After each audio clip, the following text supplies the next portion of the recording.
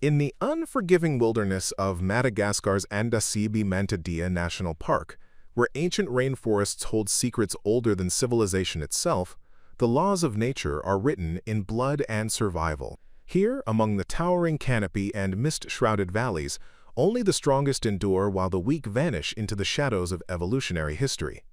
Every creature that calls this primeval forest home understands one fundamental truth: adaptation means life, and failure means death. But sometimes, in the most remote corners of our world, a single moment of human compassion can shatter every rule that science has ever established. Sometimes, one person's refusal to accept the impossible can rewrite the very boundaries between life and death. This is the story of the smallest leopard ever recorded in medical history, a creature so impossibly tiny that every biological law declared his survival an absolute impossibility. A leopard cub born with a condition so rare that veterinary textbooks had no name for it, no treatment protocols, no hope to offer. When Dr. Isabella Moreau first laid eyes on this microscopic miracle, she faced a choice that would define not only her career, but her very soul. The tiny leopard, weighing less than a newborn kitten, possessed a throat so malformed that he couldn't swallow even a single drop of milk. Every veterinary expert who examined him delivered the same verdict: immediate euthanasia was the only humane option. The cub was, by every measure of medical science, already dead. Yet something in those barely opened amber eyes spoke to Isabella in a language that transcended logic and protocol.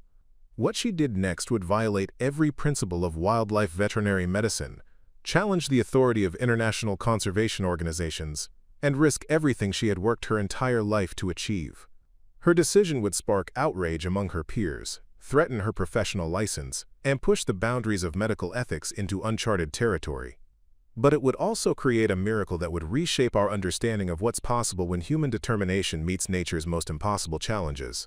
The smallest leopard who couldn't eat became the catalyst for a medical breakthrough that would save countless lives across the animal kingdom. This is the story of how one woman's refusal to surrender to the inevitable transformed tragedy into triumph, and how breaking every rule sometimes leads to rewriting them all. Dr. Isabella Moreau stood at the observation deck of the Andasibe Wildlife Research Center, her weathered hands wrapped around a steaming cup of locally grown coffee as the Madagascar dawn painted the rainforest in brilliant shades of emerald and gold. At 34, she had dedicated the last 8 years of her life to this remote corner of the world, trading the comfortable predictability of her veterinary practice in Lyon for the wild unpredictability of one of Earth's most biodiverse ecosystems. Her journey to Madagascar hadn't been conventional. Born to a family of traditional French veterinarians who expected her to follow in their footsteps treating household pets and farm animals, Isabella had always felt drawn to something more challenging, more meaningful.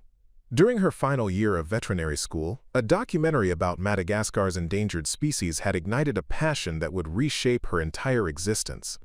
Within 2 years of graduation, she had sold everything she owned, learned Malagasy, and established herself as one of the island's most respected wildlife veterinarians. The research center had become her second home, a state-of-the-art facility nestled within the protected boundaries of the national park. Her specialty was treating the island's most vulnerable species, from tiny mouse lemurs to massive fossas. But her true expertise lay with the region's elusive and critically endangered leopards. These weren't the African leopards most people imagined, but a unique subspecies that had evolved in isolation on the island for millions of years, developing characteristics found nowhere else on Earth. Isabella's reputation among the local Malagasy guides and international researchers was built on her uncanny ability to save animals that others had given up on. She possessed an intuitive understanding of animal physiology that seemed to transcend traditional veterinary training. Her colleagues often joked that she could diagnose a condition just by observing how an animal breathed or moved, but they weren't entirely joking. Isabella had developed diagnostic skills that bordered on the supernatural, honed through years of working with species that had no established medical protocols. Her approach to wildlife medicine was methodical, yet innovative. She maintained detailed records of every case, photographed unusual conditions, and collaborated with veterinary schools worldwide to expand the limited knowledge base about Madagascar's unique fauna. But beneath her scientific rigor lay a deep emotional connection to every creature she treated. Each animal wasn't just a patient or a research subject. They were individuals with their own personalities, struggles, and will to survive. This morning, however, Isabella had no idea that her entire worldview was about to be challenged by the smallest patient she would ever encounter. The radio crackled to life just as Isabella finished reviewing the morning's patient charts, interrupting the peaceful sounds of the awakening rainforest. "Dr. Moreau, we have an emergency situation at the Analamazotra sector," came the urgent voice of Rakoto, the head tracker whose knowledge of the forest's hidden pathways was legendary among researchers. His usually calm demeanor carried an edge of distress that immediately captured Isabella's attention. "What's the situation, Rakoto?" Isabella responded, already moving toward her emergency medical kit, a routine she had performed countless times over the years. "It's Sahandra, the female we've been monitoring for 3 months. We found her den, but something's wrong, very wrong. She's rejected one of her cubs, and when you see what we're dealing with, you'll understand why. I've never seen anything like this in 25 years of tracking." Sahandra was a magnificent specimen, a leopard Isabella had personally treated for an infected paw wound earlier that year. The female had shown remarkable resilience during her recovery, and the research team had been eagerly anticipating the birth of her first litter. Leopard births in this region were rare events, carefully documented and monitored as part of the critical conservation efforts to preserve the subspecies. The journey to Sahandra's den took Isabella and her team through dense sections of primary rainforest, where ancient trees formed a canopy so thick that sunlight barely penetrated to the forest floor. The air was heavy with humidity and alive with the calls of countless species, from the haunting songs of Indri lemurs to the chattering of colorful birds found nowhere else on Earth. As they trekked deeper into the wilderness, Isabella noticed Rakoto's increasing agitation, his frequent glances back at her suggesting he was preparing her for something unprecedented. When they finally reached the rocky outcropping that housed Sahandra's den, Isabella could immediately sense the tension in the air. The mother leopard was visible in the distance, pacing nervously near a small stream, clearly distressed. But it was the faint, almost inaudible mewing sounds emerging from the den that made Isabella's heart race with anticipation and dread. Using their specialized fiber optic camera equipment, designed specifically for non-invasive wildlife observation, Isabella peered into the den's depths. What she saw defied every principle of mammalian biology she had ever studied. 3 tiny forms were visible in the darkness, but one was so impossibly small that it seemed more like a premature birth than a viable leopard cub. "Mon Dieu," Isabella whispered, her scientific composure cracking as she stared at the smallest leopard cub ever documented, a creature so tiny it could fit entirely within the palm of her hand. Isabella's hands trembled slightly as she adjusted the camera's focus, needing to confirm what her eyes were telling her. The smallest cub wasn't just undersized. It was anatomically impossible. While his 2 siblings appeared healthy and normal, nursing successfully from their mother, this third cub lay motionless in the corner of the den, his breathing so shallow it was barely detectable. His size wasn't the only concern. Even through the camera's limited resolution, Isabella could see that something was fundamentally wrong with his facial structure. "Rakoto, how long has Sahandra been away from the den?" Isabella asked, her voice tight with professional concern. "She returns only to feed the 2 healthy cubs," Rakoto replied grimly. "The small one, she pushes him away. It's been 18 hours since we first observed this behavior. In our tradition, we understand that sometimes the forest spirits decide which lives continue and which do not. Preparing and narrating this type of story took us long efforts and hard work, so if you are enjoying the story, please consider subscribing to our channel." Dr. Philippe Laurent, Isabella's research partner, who had joined them from the University of Antananarivo, examined the camera feed with clinical detachment. Philippe was a respected conservation biologist whose by-the-book approach often clashed with Isabella's more intuitive methods. "Isabella, you know the protocols as well as I do. Intervention in natural selection processes is strictly prohibited by our research permits. The Madagascar Wildlife Authority has explicit guidelines about this exact scenario." Isabella felt the familiar weight of professional responsibility pressing against her instincts. The research center operated under strict international oversight, with funding dependent on their adherence to non-interference policies. Their mission was to observe, document, and protect through research, not to interfere with natural processes, no matter how heartbreaking they might appear to human observers. The cub's condition appears to be a severe developmental abnormality, Philippe continued, pulling up reference materials on his tablet. Cleft palate combined with extreme dwarfism, most likely. Even if we could justify intervention, which we cannot, the prognosis would be hopeless. No veterinary facility has the resources to address such complex abnormalities in wild leopards. But as Isabella watched the tiny form struggle with each labored breath, she found herself questioning everything she had been taught about the boundaries between scientific observation and compassionate action. The cub's siblings were thriving, but this smallest one was slowly dying, not from any natural predator or environmental threat, but from a genetic lottery that had dealt him an impossible hand. The weight of protocol warred against the growing conviction that sometimes the right choice and the authorized choice were not the same thing. The turning point came at 3 o'clock in the morning during Isabella's third sleepless night of monitoring the den through remote cameras.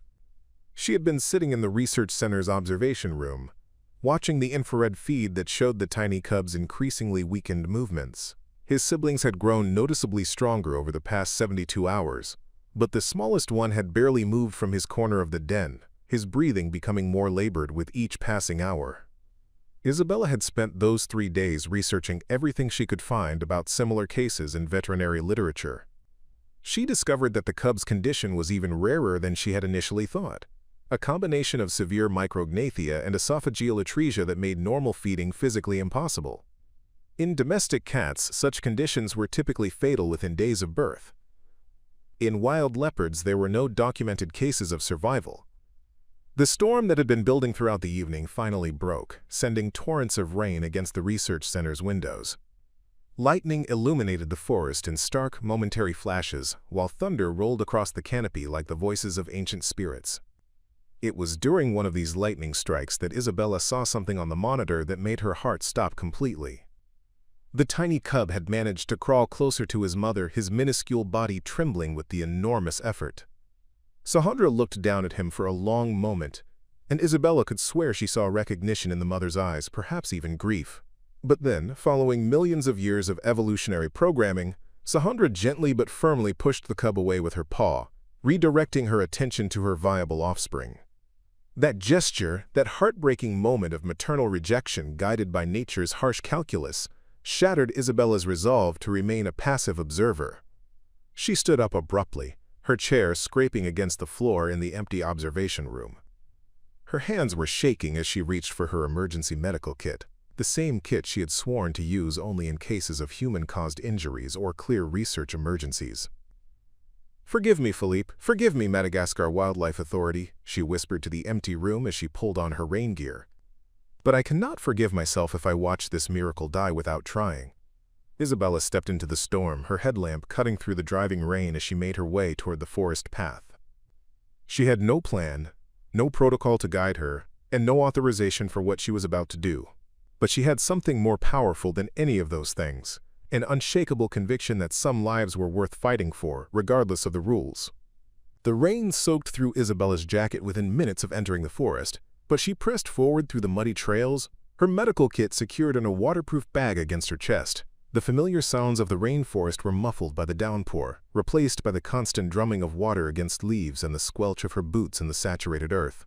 Her headlamp beam danced wildly as she navigated the treacherous path, illuminating glimpses of the ancient trees that stood like silent witnesses to her unprecedented mission. When she reached Sahandra's territory, Isabella's training kicked in despite the chaos of her emotions. She used her radio to confirm the mother leopard's location through GPS tracking. Sahandra's was hunting nearly 2 kilometers away, providing a window of opportunity.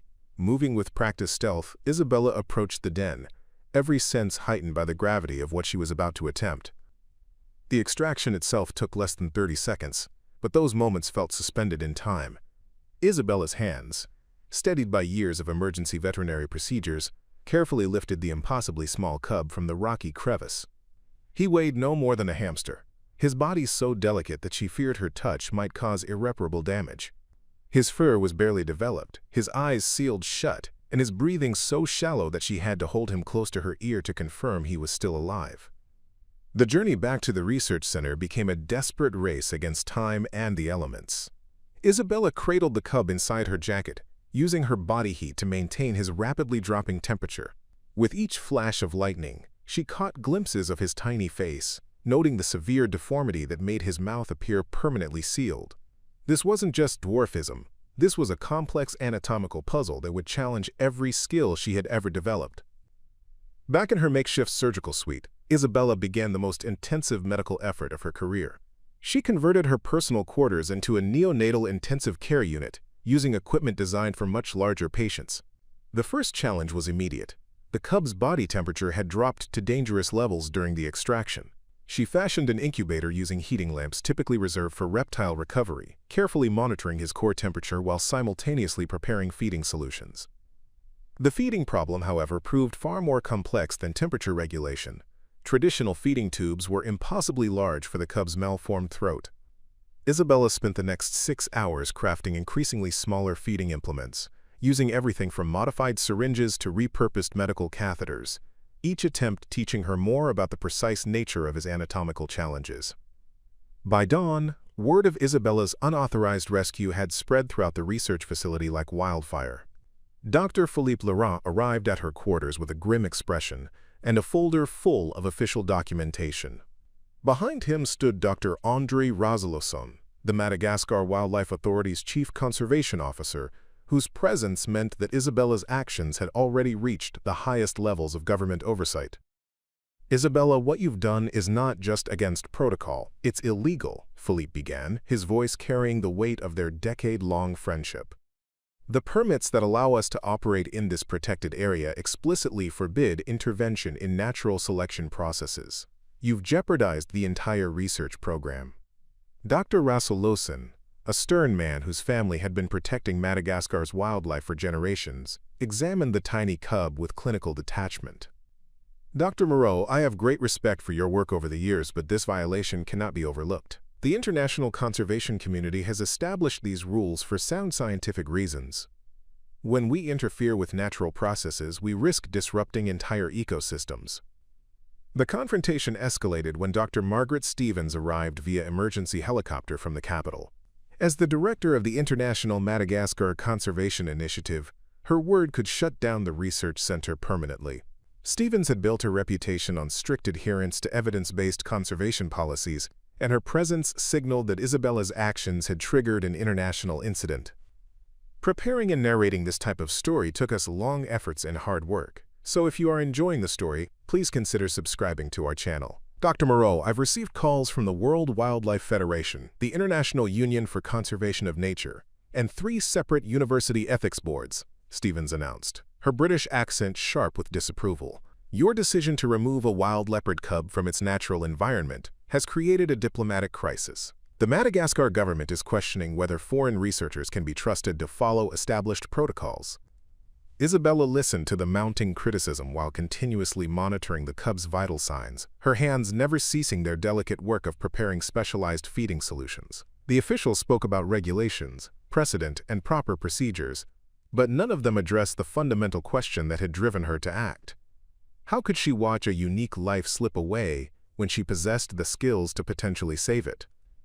The final blow came when Philippe delivered an ultimatum from the research center's board of directors. "Isabella, you have 24 hours to either return the cub to its natural environment or face immediate termination and deportation from Madagascar. The board cannot support actions that threaten our research license and the livelihoods of our entire team." As the officials filed out of her quarters, Isabella realized she was completely alone in her conviction that some lives transcended bureaucratic boundaries. 4 days after the ultimatum, Isabella discovered something that would change everything. Working through another sleepless night in her improvised medical facility, she had been experimenting with increasingly sophisticated feeding methods when she noticed the tiny cub responding to her touch in an unexpected way. His breathing, which had been critically shallow since the rescue, began to strengthen when she gently stimulated specific pressure points around his malformed jaw. The breakthrough came when Isabella realized that the cub's esophageal muscles, though underdeveloped, could be activated through precise external manipulation. Using techniques adapted from human neonatal therapy, she developed a feeding protocol that worked with the cub's anatomy rather than against it.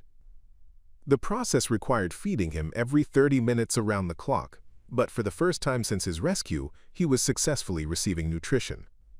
Rakoto, who had been quietly supporting Isabella despite the official condemnation, brought encouraging news from his network of local trackers. "The forest spirits are speaking," he told her in his native Malagasy, his weathered face showing cautious optimism. "The other researchers don't understand, but this cub carries something special. My grandfather's stories speak of such creatures, bridges between the old world and the new." More significantly, Isabella's detailed documentation of the cub's condition and her innovative treatment methods had attracted attention from veterinarians worldwide.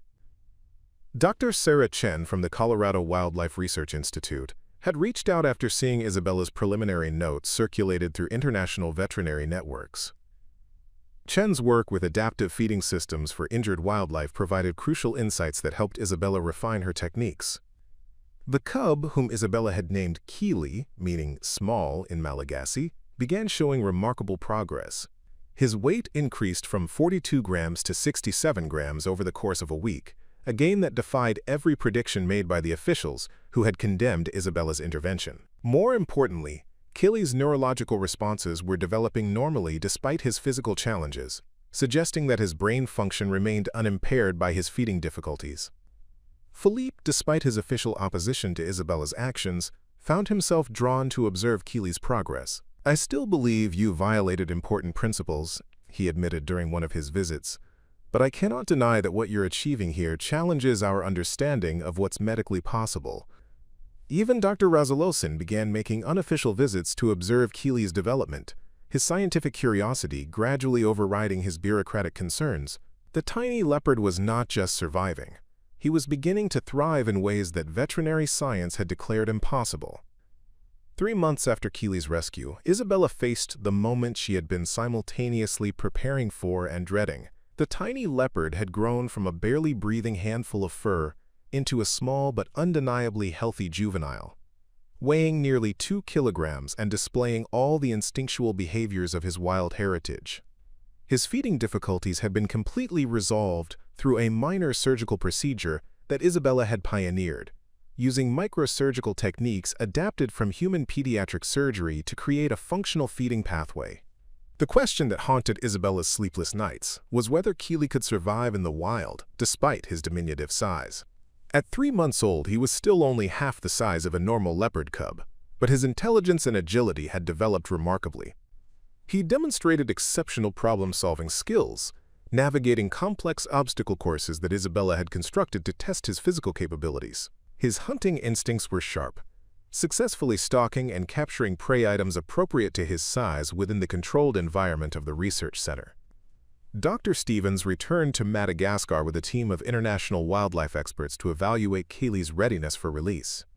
The delegation included specialists in leopard behavior, wildlife rehabilitation, and conservation ethics. Their assessment would determine not only Kely's fate, but also whether Isabella's methods could be considered a legitimate conservation tool or remained a dangerous violation of natural processes.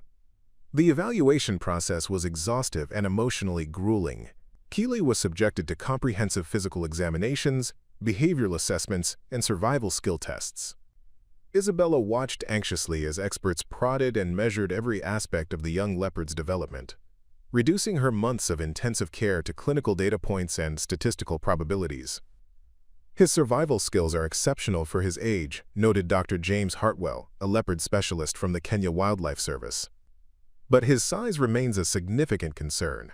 Adult male leopards in this territory average 45 kilograms. Kely may never exceed 15 kilograms, making him vulnerable to larger predators and potentially unable to establish territory." The final test came when the evaluation team transported Kely to a semi-wild enclosure deep within the national park. For 2 weeks, he would need to demonstrate his ability to hunt, avoid predators, and survive independently while under remote monitoring. Isabella was forbidden from intervening, regardless of what challenges Kely might face. As she watched the transport vehicle disappear into the forest canopy, Isabella realized that everything she had fought for now rested entirely on the shoulders of the smallest leopard who had defied every prediction simply by continuing to breathe. 6 months later, the remote cameras captured footage that would reshape wildlife rehabilitation protocols worldwide. Kely had not only survived in the wild, he had become the leader of a unique coalition of juvenile leopards, teaching them hunting techniques that compensated for size with intelligence and cooperation. His innovative strategies, learned during his time with Isabella, had spread throughout the local leopard population. The most extraordinary discovery came when researchers found that Kely's offspring, born to a female nearly twice his size, displayed the same exceptional intelligence while possessing normal physical proportions. He had passed on his adaptive advantages, without the genetic limitations that had nearly cost him his life. Dr. Stevens, once Isabella's harshest critic, now traveled globally promoting the Moreau Protocol, Isabella's revolutionary approach to wildlife intervention that balanced natural selection with compassionate medical intervention. The method had been successfully applied to save endangered species across 4 continents, with over 200 animals owing their lives to techniques pioneered in those desperate nights in Madagascar. Isabella still works from the Andasibi Research Center, but now as director of the newly established International Wildlife Emergency Response Initiative. Her techniques are taught in veterinary schools worldwide, and her decision to break the rules has become a case study in ethical conservation practice. Kely still roams the rainforests of Madagascar, smaller than his peers but thriving beyond every expectation. Sometimes, when Isabella walks the forest paths she knows so well, she catches glimpses of amber eyes watching from the shadows, a reminder that some miracles are worth fighting for, even when the whole world says they're impossible. What impossible challenge are you facing that might just need someone brave enough to rewrite the rules? Share your thoughts in the comments below, and don't forget to subscribe for more incredible stories of courage triumphing over conventional wisdom. Sometimes the smallest acts of rebellion create the biggest changes in our world.